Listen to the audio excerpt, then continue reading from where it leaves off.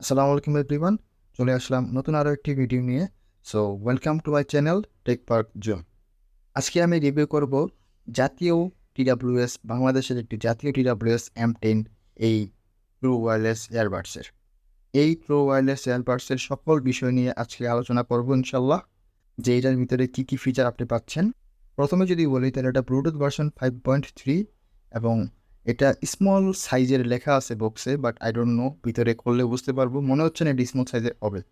তো বক্সটি খোলার পরে আপনি প্রথমে দেখতে পাবেন একটি ইউজার ম্যানুয়াল, একটি কেবল, টাইপ সি কেবল, 2 জোড়া এক্সট্রা এয়ার টিপস।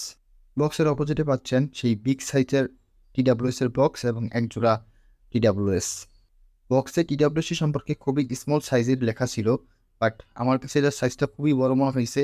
জানি না ফিটিংস কেমন হবে, বাট ইনিশিয়ালি আমি কানে দেওয়ার আগেই বুঝতে পারতেছি এটা আমার কানে অন্তত ভালোভাবে ফিট হবে না। আর বক্সের উপরে একটা পলি ছিল, পলিটা তুললেই আপনি দেখতে পাবেন যেটার প্রিমিয়ামনেসটা কতটা প্রিমিয়াম লাগতেছে দেখতে, গ্লোসি ফিনিশ। যদিও এটা প্লাস্টিক বিল্ডার, কিছুদিন ইউজ করার পরে প্রচুর পরিমাণে দাগ পড়ে যাবে, বাট ব্যাপার না, বাজেট হিসেবে এটা মানা যায়।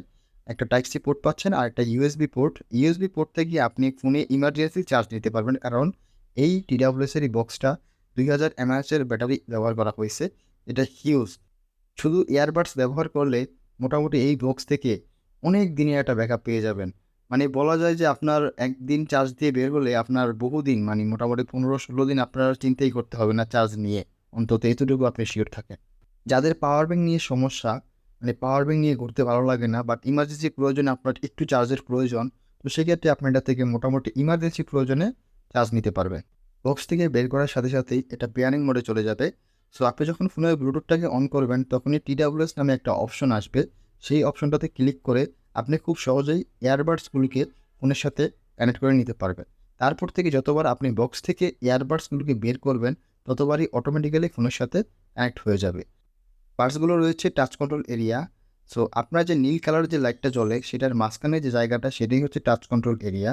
তো আপনি ওই জায়গায় টাচ করে ফোন কল রিসিভ, কল কাট করতে পারবেন, সাথে মিউজিক পজ প্লে করতে পারবেন, সাথে নেক্সট মিউজিক, প্রিভিয়াস মিউজিকে যেতে পারবেন। তো সকল ফিচার আপনি এখান থেকে নিতে পারবেন।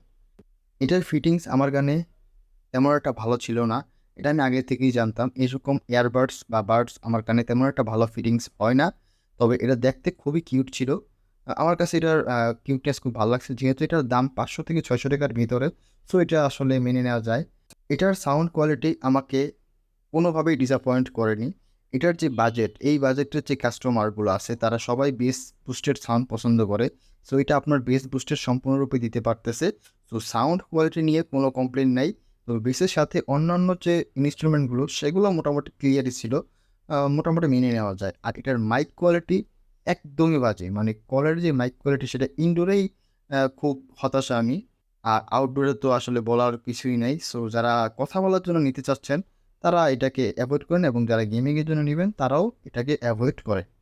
আজকের ভিডিওটা এই পর্যন্তই। যদি ভালো লাগে তাহলে একটা লাইক করবেন, ভালো না লাগলে লাইক করতে হবে না, ডিসলাইকই করেন, সমস্যা নেই।